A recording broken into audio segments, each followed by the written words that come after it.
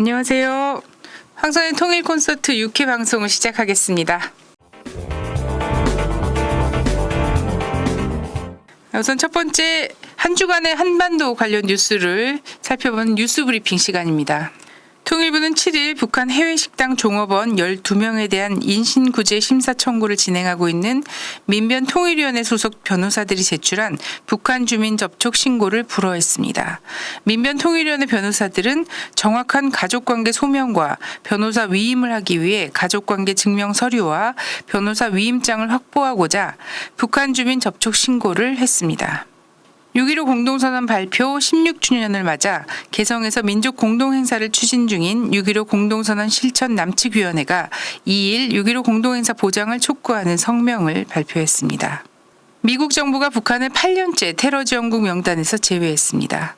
미 국무부가 2일 미 의회에 제출한 2015 테러 보고서에 따르면 이란, 수단, 시리아가 테러 지원국으로 재지정되었고 쿠바는 명단에서 삭제되었습니다. 북한 역시 8년째 테러 지원국 명단에서 제외된 상태입니다. 유엔 식량농업기구가 북한의 올해 쌀 수확량이 지난해에 비해 30만 톤가량 늘어난 160만 톤에 달할 것이라고 전망했습니다. 한국의 북한 농업 전문가는 이보다 훨씬 더 늘어날 가능성이 있다고도 내다봤습니다. 6일 벤 로즈 백악관 국가안보 부보좌관은 미 군축협회가 개최한 토론회 기조연설에서 백악관은 북한의 비핵화를 위해 이란식 접근을 선호하고 있다고 밝혔습니다. 이란식 접근이란 주요 자금 세탁 우려 대상국 지정 등 금융 제재와 국제 공조를 강화한 제재입니다. 미 재무부는 지난 1일 오바마 대통령의 행정명령에 따라 북한을 주요 자금 세탁 우려 대상국으로 지정했습니다. 한편 정세현 전 통일부 장관은 미국의 이번 조치를 2005년 9.19 공동성명 채택 직후 발생한 BDA 사태와 비교한 뒤 미국이 또 헛발질을 한 것이라며 북한은 핵과 미사일로 미국의 체면을 구기는 대응에 나설 것이라고 전망했습니다. 또한 이 조치가 북한에는 5차 핵실험에 나서게 할 수 있는 동기가 될 것이라고도 했습니다. 북한이 영변 핵시설에서 재처리를 재개했다고 로이터 통신이 7일 미국 국무부 당국자를 인용해 보도했습니다. 익명의 국무부 고위관리는 7일 영국 로이터 통신에 북한이 영변의 5메가와트 원자로에서 폐연료봉을 꺼내 식힌 뒤 재처리 시설로 옮기는 작업을 되풀이하고 있다고 말했습니다. 중국 베이징에서 이틀간 열린 제8차 미중 전략경제대화 및 제7차 미중 인문교류 고위급 회담이 7일 막을 내렸습니다.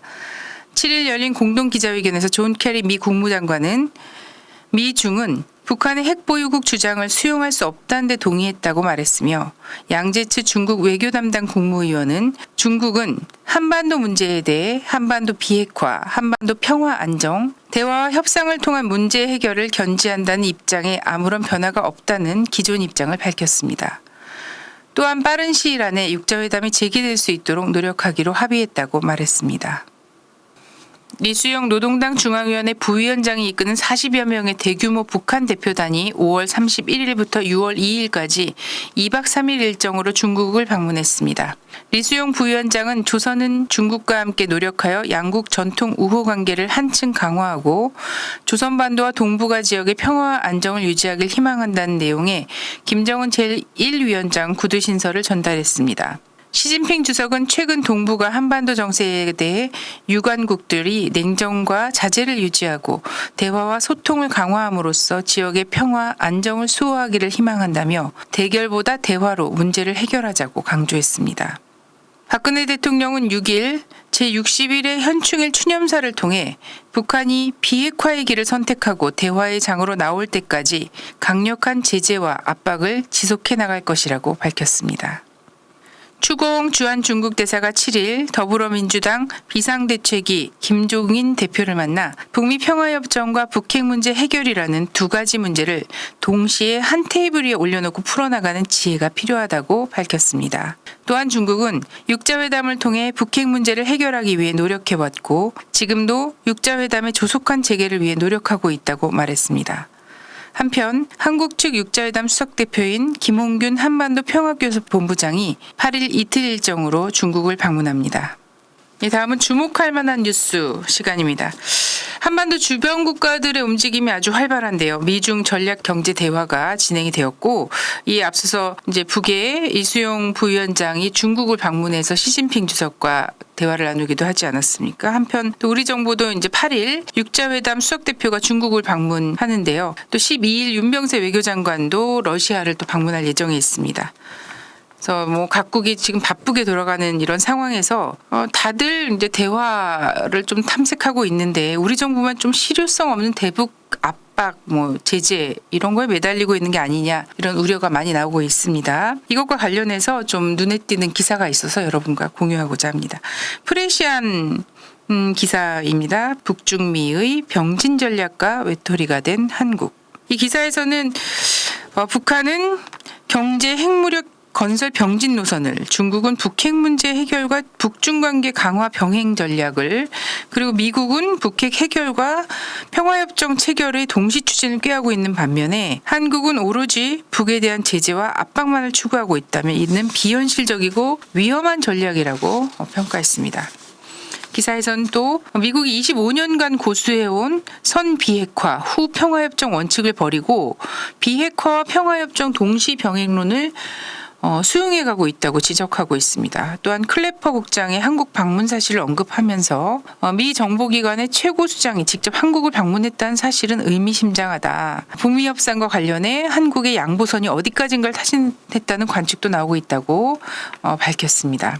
한편 지난 5월 31일에는 김정일 북한 국방위원장의 요리사 출신으로 김정은 위원장의 소년 시절 친분을 맺은 일본인 후지모토 겐지가 방북길에 나섰다고 밝히면서 북한 지금 미국, 중국, 일본을 상대로 활발한 외교전을 펼치고 있는 반면 한국은 오로지 대북 압박에만 일로 매진하고 있다면서 낙동강 오리알 신세가 되는 것을 우려하고 있습니다.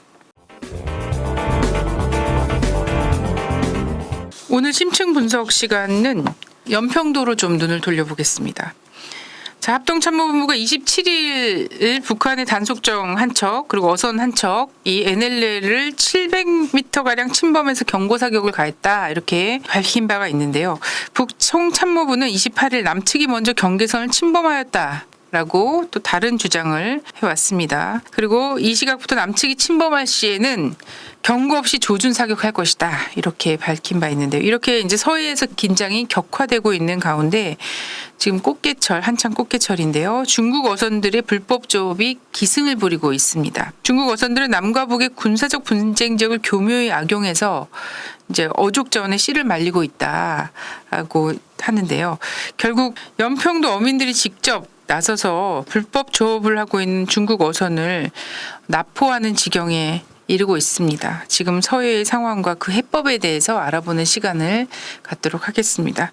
우선 먼저 연평도 주민이신 박태원 선생님을 한번 연결해서 그곳의 상황 좀 여쭤보겠습니다.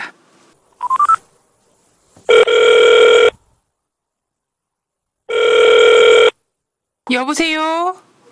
네, 선생님 몇 해 전에 연평도 쪽에 가서 직접 이렇게 NLL 등방을 좀 본 적이 있었는데 네. 요즘도 참 상황이 안 좋죠?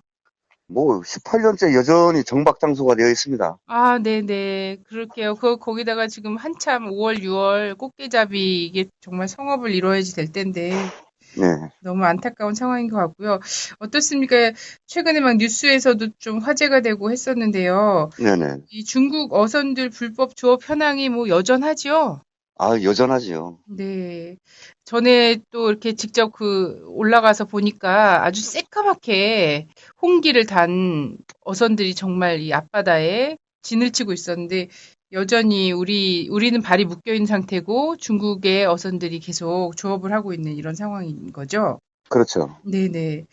요번에 직접 이렇게 중국 어선들을 납포를 하게 됐는데 이 과정을 좀 말씀을 해주시겠어요? 6월 5일이죠. 6월 5일 날 새벽에 저희 이제 어선들이 아마 새벽 5시 50분면 이제 어장으로 출어를 합니다. 출어를 하는 과정에서 막 북동쪽을 쳐다보니까 꽃게도 안 나서 속이 상해 죽겠는데 더군다나 화가 나 있는 찰나에 그 모습을 보니까 이제 선장들이 화가 났던 거죠. 네. 그래서 막 선장들끼리 서로 연락을 해가지고 막 불시에 중국 어선을 납포해가지고 연평항으로 다 데리고 들어오는 그런 상황이 벌어졌던 거죠. 네. 예, 이게 뭐 답답한 상황에서 어찌 생계라든지 이런 거에 대한 위협이 지금 계속되고 있고 이러면서 이제 어민들이 직접 나선 일이 되었는데 사실은 이게 굉장히 뭐 큰 사건으로 비화될 수도 있었던 굉장히 위험천만한 상황이었던 것 같습니다. 그래서 어쨌든 근데 계속 이런 식으로 좀 대응을 한다거나 뭐 어민들이 나서서 그 위험한 사실 열점 한반도에서도 가장 열점지대나 다름이 없는데 그런 곳에 직접 또 출동해서 중국 어선을 납포하는 방식으로 이 문제 해결을 할 수는 없는 것 아니겠습니까? 그렇죠. 문제 해결이 안 되죠. 네네. 그래서 연평도 주민들이 원하는 대책 어쩌면 굉장히 단순하고 좀 명쾌한 답일 것 같기도 한데 이 자리에서 한 번 더 좀 말씀을 해주시죠. 지금 그 18년째 지금 중국 어선들이 쌍끌이, 형망, 통발, 자망 등을 가서 계속 우리 영해를 갖다 유린당해 하고 있습니다. 지금 현재까지도. 네. 그런데도 불구하고 LNL이라는 특수성 때문에 남북이 교차하고 있는 데서 위험성을 국가가 더 잘 알고 있습니다. 어민들도 잘 알고 있습니다. 그런데 어민들이 제한적 조건에서 조업을 하고 있고 중국 어선들은 밤이면은 자기 바다 입량 종횡무진으로 휩쓸고 다닙니다. 네. 그러다 보니까 자원은 고갈되고 생태계는 파괴되고 이러한 모습들을 어민들이 느끼고 있는 거거든요. 네. 어민들은 벌어야 먹고 살거든요. 오해거가 좋아서 실적이 좋아야만 가족을 부양하고 생활할 수 있는 능력이 생기는데 중국 어선들은 자기 집 입량 활개를 치고 다니다 보니까 화가 나는 거죠. 그래서 이 사람들이 이런 단독적인 행위를 했다는 거는 생계의 위협을 받고 이런 상황들이 싫어가지고 화가 나 있던 반면에 자신들이 남북 관계가 원활하게 이어지지 않고 있다는 걸 모를 리는 없지 않습니까? 네. 그렇지만 화가 났던 거죠. 이래서 잘못된 생활을 하거나 저렇게 해서 잘못된 삶을 살거나 선택의 여지가 없었던 겁니다. 한번 투닥 쳐보고 그러다 이제 화풀이라도 한번 해보자. 이런 심상으로 이런 일을 했던 거죠. 순간적인 측면에서는 남북이라든가 이런 게 저도 05년도에 불법 중국에서 납포해 나갔던 일도 있었습니다만은 어떤 것도 생각할 겨를이 없습니다. 단지 눈앞에 있는 게 싫습니다.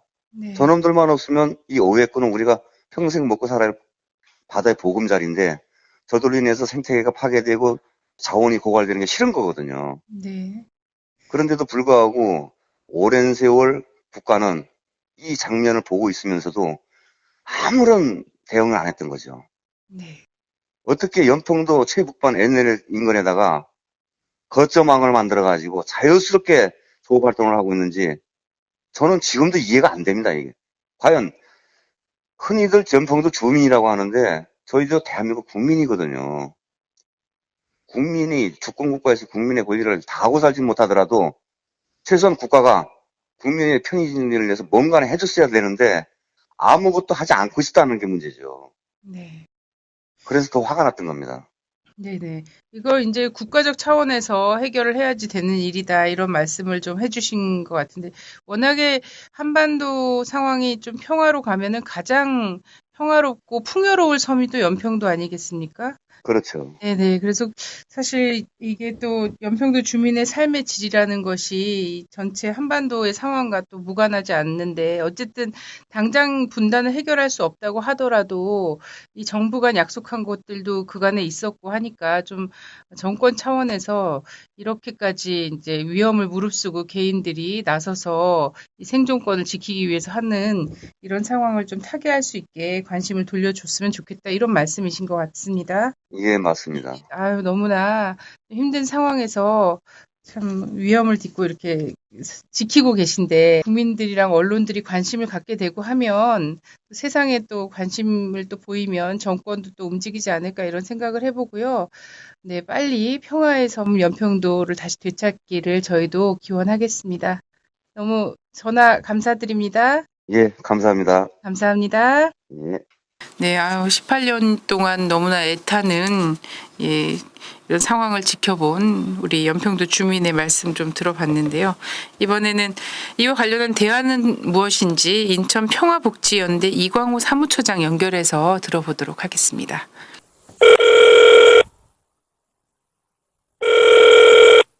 네, 여보세요?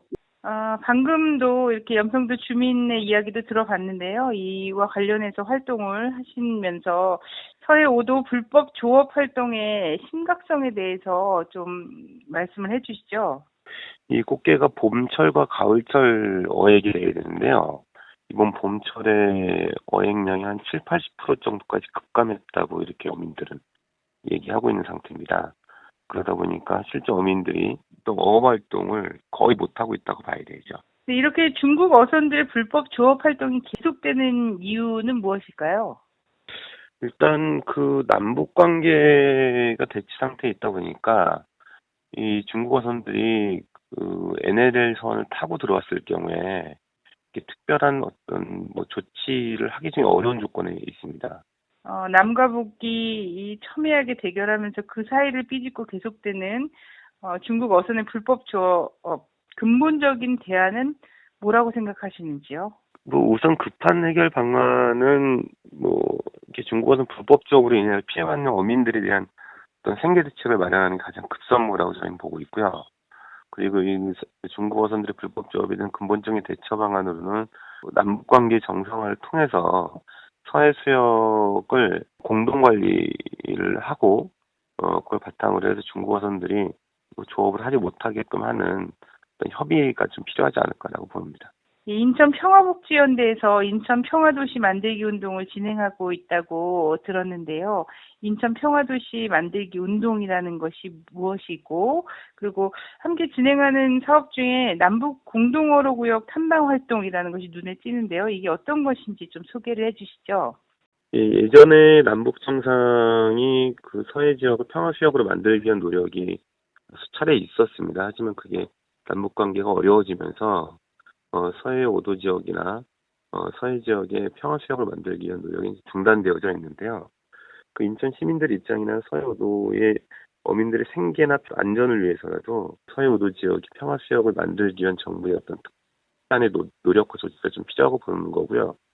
그런 차원에서 이제 인천 시민들이 직접 나서서 서해를 평화 수역을 만들기 위한 우리 공동어로구역과 평화 파시라고 하는 활동을 만들어질 수 있도록 하는 활동을 하자, 이런 제안들을 이제 하고 있는 중입니다.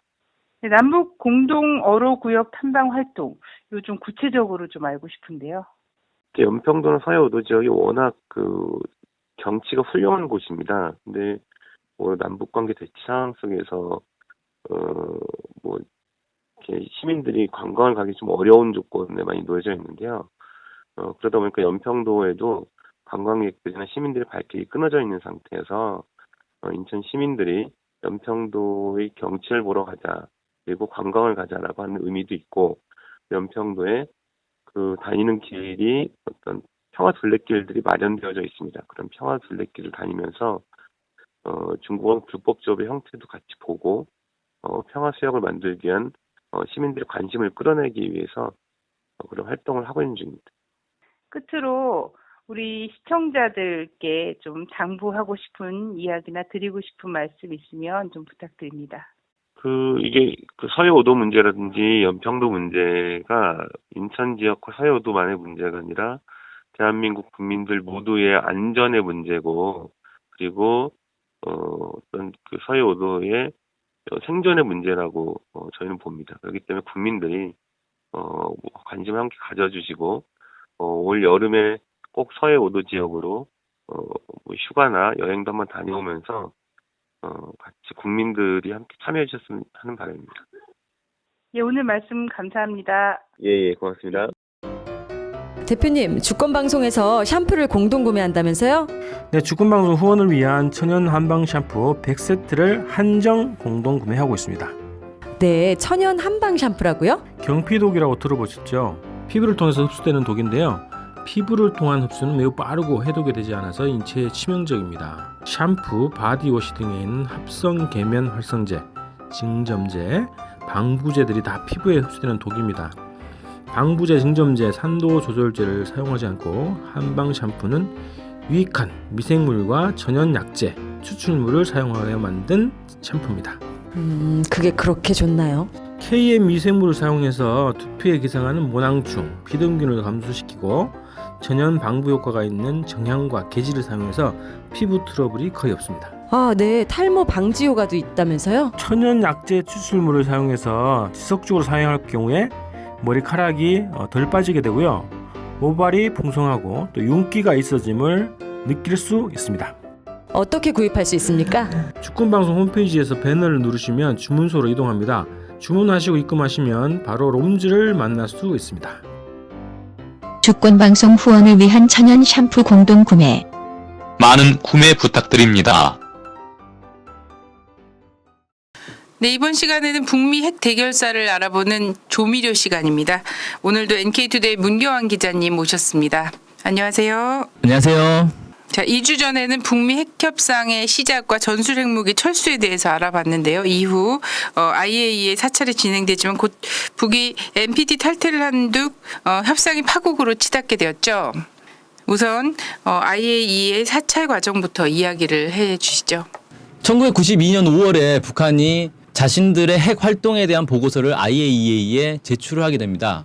그리고 이 IAEA는 이 보고서에 기초해서 사찰을 하게 되는데요. 1992년 5월부터 93년 2월까지 6차례에 걸쳐서 수시 사찰을 실시를 합니다.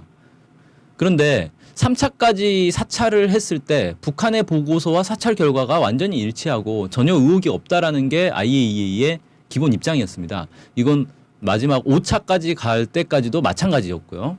그런데 이런 결과를 미국은 사실 원치 않았습니다. 그러니까 미국은 당연히 북한은 핵 개발을 하고 있을 것이다. 이렇게 예상을 했던 거고, 그러니까 사찰을 하면 당연히 핵 개발에 대한 흔적, 그러니까 핵무기 개발 의혹들이 드러나야 되는데 드러나지 않으니까 초조해진 거죠. 사실 IAEA가 북한을 사찰하는 과정 자체는 사실상 미국의 사찰이나 마찬가지였습니다. IAEA는 미국이 사실상 움직이고 있었다라는 건데, 예를 들어서 1991년 9월, 92년 3월, 5월 세 차례에 걸쳐서 사찰단에게 미국이 정보 브리핑을 합니다. 그래서 어디를 가서 어디를 사찰해라, 어떻게 사찰해라, 이런 것들을 다 알려줍니다. 다 지시를 한 거죠, 사실상. 사찰단은 미국의 지시에 따라서만 이렇게 움직이게 된 겁니다. 그리고 사찰단이 사찰을 한 중간 결과를 보니까 전혀 의혹이 드러나지 않자 사찰단에게 92년 9월에 인공위성 사진을 공개하면서 여기 봐라, 여기에 의혹들이 있다, 이렇게 이제 제기를 하게 됩니다. 그래서 처음에는 사찰단이 미국의 그런 이제 요구에 대해서 좀 없는데 왜 자꾸 압박을 넣느냐, 이런 이제 항의도 하고 했는데, 결국은 이제 미국의 요구에 따라서 특별 사찰을 하게 됩니다. 미국은 인공위성 촬영 결과 2개의 미신고 폐기물 저장소가 존재한다. 여기는 사찰 대상에서 빠졌다. 북한의 보고서에 빠졌다. 그래서 여기를 조사를 해봐야 되겠다, 이런 거고요. 방사화학 실험실이라고 나와 있는데 이게 핵 재처리 시설 아니냐. 그러니까 여기서 사실 플루토늄을 추출하고 있었던 거 아니냐. 이렇게 이제 의혹을 제기합니다. 그래서 여기를 이제 조사를 해야 된다는 거고요. 당시 북한의 보고서에 따르면은 북한이 핵 연료봉 중에 하나가 문제가 발생해서 여기서 플루토늄을 추출을 했고 90g이 추출이 됐다, 이렇게 이제 보고를 했습니다. 그래서 실제로 IAEA 사찰단이 들어가서 조사를 해보니까 실제 90g에서 약간 좀 이제 초과됐다고 하는데 큰 이제 의미가 없는 오차인 거죠. 이렇게 나와서 이것도 의혹이 없다라고 했는데 미국은 아니다, 90g만 나왔을 리가 없다, 12kg이 나왔을 것이다. 따라서 북한이 어딘가에 플루토늄을 숨겨놨을 것이다, 이렇게 이제 주장을 하게 됩니다. 그래서 이런 미국의 압박 속에서 IAEA는 북한에 있는 2개의 미신고 시설을 사찰하겠다, 이렇게 요구를 했고, 북한은 거기는 군사 시설이기 때문에 당신들은 사찰할 수 없다. 이건 주권의 문제다. 군사 시설은 다른 나라에게 절대 보여줄 수 없다. 이렇게 이제 이 얘기를 하면서 거부를 하게 됩니다. 그렇게 되자 IAEA는 그곳이 군사 시설이라도 사찰해야 된다. 그래서 특별 사찰 결의안을 채택을 하게 됩니다. 이 특별 사찰이라는 건 사실 IAEA 규약에 없는 처음으로 등장한 이제 사찰 형태다, 이렇게 볼 수 있고, 북한 당연히 여기에 대해서 거부를 했습니다. 그리고 중단됐던 팀 스피릿 훈련도 재개가 됐습니다. 이것과 관련해 일련의 흐름들을 좀 정리해 주시죠. 1992년 10월에 한미 연례 안보 협의회 SCM이 열렸는데 여기서 팀 스피릿 훈련을 재개하기로 합의를 합니다. 그러니까 92년 3월 달에 팀 스피릿 훈련은 중단이 된 건데 93년에는 다시 하겠다라는 그런 합의를 하게 된 거죠. 그래서 93년도에 이르러서 1월 26일 날 한미는 팀 스피릿 훈련을 재개한다고 발표를 했고, 2월 25일에는 IAEA가 규정에 없는 특별 사찰을 결의하게 됩니다. 여기에 맞서서 북한은 준 전시 상태를 선포했고, 3월 8일에 준 전시 상태가 선포됐고 3월 9일 그 이튿날 팀스피트 훈련이 시작이 됩니다. 그리고 그 3일이 지난 3월 12일 북한은 NPT 탈퇴를 선언하게 됩니다. 이러면서 91년 북한과 미국 사이에 핵 협상이 잘 진행됐던 게 다시 다 어그러지고 완전히 원점으로 돌아가는, 원점보다 더 후퇴하는 상황이 발생하게 됩니다. 이렇게 결국 북미 핵 협상이 파국에 이르게 된 배경이 어떤 게 있을까요? 네, 왜 잘 나가던 북미 간의 합의가 갑자기 이렇게 깨지고 문제가 발생했는지, 전쟁 위기까지 치달았는지에 대해서 좀 설명을 드리자면 1992년 11월에 클린턴 대통령이 당선이 됩니다. 부시 공화당 정부에서 클린턴 민주당 정부로 바뀌게 되는데 이 클린턴 대통령 당선자가 사실 컴플렉스가 하나 있었습니다. 뭐냐면 베트남전 당시에 징병을 기피한 사람입니다. 그래서 대선 기간에도 사실 그 때문에 공격을 많이 당했고, 그래서 클린턴 입장에서는 개인적으로 자신이 전쟁을 기피한 사람이 아니다, 할 때는 한다라는 걸 좀 보여주고 싶었던 게 있고요. 그 다음에 야당 시절을 이제 계속 겪었으니까 야당 입장에서 볼 때 이 부시 정부가 왜 북한에 계속 끌려다니고 북한이 하자는 대로만 하는지 이해할 수 없다. 북한 같은 작은 나라, 소련도 해체시켰고 중국도 사실상 자본주의화로 돌아선 마당에 북한 같은 작은 나라에게 왜 미국이 쩔쩔 맬 필요가 있느냐. 군사력으로 압박을 하면 결국 굴복시킬 거고, 북한을 붕괴시키면 자신이 지구상에 남은 몇 안 되는 사회주의 국가를 무너뜨린 그런 대통령으로 길이 이제 역사에 남을 것이다. 이런 이제 환상을 갖게 된 거죠. 그래서 기간에 북미 간의 이 핵 합의들을 깨고 특별 사찰을 요구하는 방식으로 해서 북한을 압박하기 시작합니다. 그다음에 또 하나는 군부의 반발이 있었습니다. 미국 군부 입장에서는 팀스피리트 훈련은 전 세계에서 핵전쟁 연습을 할 수 있는 거의 유일한 훈련이었는데 이 훈련을 중단하는 바람에 상당히 중요한 훈련을 할 수 없게 된 거죠. 그래서 여기에 대해서 군부가 계속 반발을 했고, 실제로 93년 1월 달에 팀스피리트 훈련 재개를 발표할 때도 미국의 행정부와 합의 없이 미군이 일방적으로 발표를 한 겁니다. 그래서 미국 행정부에서도 오히려 당황했을 정도로 군부가 이런 미국 행정부의 북한과의 협상에 대해서 상당히 반발을 하고 있었다. 이런 것도 하나의 배경이 될 수 있겠습니다. 그다음에 또 하나는 남북 관계, 북일 관계가 너무 급격히 좋아진 거에 대해서도 미국이 부담을 갖게 됐습니다. 남북 관계는 뭐 92년도에 남북 기본 합의서, 그리고 계속되는 고위급 회담을 통해서 사실상 통일로 곧바로 나아가고 있는 상황이었고, 북일 관계도 일본이 이제 수교를 맺는 그런 이제 과정까지 밟고 있었는데, 문제는 미국이 먼저 관계 정상화를 하기 전에 남북 관계나 북일 관계가 이렇게 좋아졌을 때 미국이 한반도와 동북아 지역에서의 주도권을 빼앗길 수가 있다는 거죠. 그리고 북한은 계속 미국에게 관계 정상화, 수교를 요구를 하고 있는데 수교를 맺기 위해서 평화협정을 또 체결을 해야 되는 거고, 이렇게 됐을 때 평화협정을 체결하면 주한미군을 철수를 해야 되는 문제가 발생을 합니다. 그리고 잘 알려져 있지는 않은데 주한미군뿐만 아니라 주일미군도 철수를 해야 됩니다. 그런 일본과의 그런 이제 협정이 있기 때문에, 그렇게 되면 미국이 이 동북아 지역에서 자신들의 군대를 배치할 수 없게 되고 동북아 지역에 자신들의 영향력이 급격히 사라지는, 그래서 결국은 미국의 전 세계 이 지배 전략에 상당한 차질이 빚어질 수밖에 없는 상황이 되는 겁니다. 그래서 이런 이제 상황을 막아야 되겠다. 그래서 남북 관계, 북일 관계도 일단 중단시키고 북미 간의 관계도 다시 급냉시켜야 되는 그런 필요성에 의해서 새로운 위기가 발생했다. 이렇게 분석을 할 수 있겠습니다. 자, 이번 시간이 조미료 9번째 시간이었습니다. 조미료는 저희 통일 콘서트가 시작되기 전에도 조미료 단독으로 또 이렇게 이미 영상에 나간 게 있습니다. 그래서 유튜브나 뭐 주권방송, NK투데이 이런 매체를 통해서 여러분께서 조미료 그 이전에 1회부터 8회까지 다 찾아보실 수 있으니까 참고하셨으면 좋겠습니다. 오늘 조미료 방송 여기까지 마치겠습니다. 네, 감사합니다. 감사합니다. 안녕하세요. 김유성입니다. 제가 이번에 테러 방지법이 통과된 이유를 대비한 책을 발간했습니다. 우리의 디지털 데이터를 안전하게 보관하고 보안 대책을 수립할 수 있도록 도와주는 책, 김인성의 완벽한 데이터 관리입니다. 국정원이 합법적이고 무차별적으로 국민들을 사찰할 수 있는 테러 방지법 시대에 맞서 우리 스스로가 우리의 데이터를 지킬 수 있는 방법을 담았습니다. 이 책을 통해 우리의 소중한 데이터를 스스로의 힘으로 지킬 수 있는 힘을 가지시기를 바랍니다. 김인성의 완벽한 데이터 관리, 많은 구매 부탁드립니다. 감사합니다. 이번에 한 주간 관심을 가질 만한 일정들을 소개해드린 시간입니다. 8일부터 개성공단 정상화, 남북교류 재개, 6.15 공동선언 발표 16주년 기념 민족통일대회 보장 촉구 시국농성이 광화문 정부청사 앞에서 진행되고 있습니다. 14일까지 철야로 진행이 되며 11일 오후 7시에는 민족공동행사 보장 촉구대회가 열릴 예정입니다. 6월 11일 오후 3시 천도교 수은회관 중앙대교당에서는 민족의 평화와 통일을 위한 300인 서울평화회의가 진행됩니다. 6월 15일에는 민족공동행사가 개성에서 진행될 예정입니다. 이 밖에 공연 소식도 있는데요. 6월 2일부터 12일까지 대학로 아트홀 마리카 3관에서 뮤지컬 고스트 메모리가 상연됩니다. 뮤지컬 고스트 메모리는 가슴 아픈 대한민국 근현대사의 이야기를 다룬 것인데요. 경산 코발트 광산의 민간인 학살을 주제로 다룬 창작 뮤지컬입니다.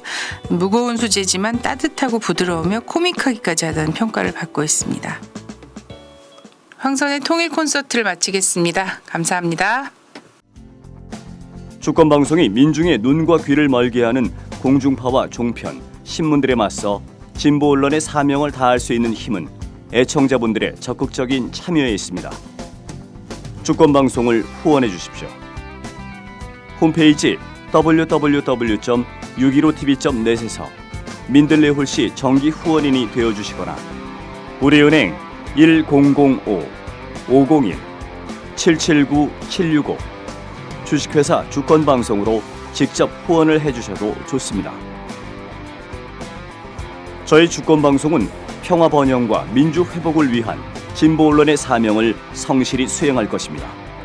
주권방송과 함께해 주시기 바랍니다.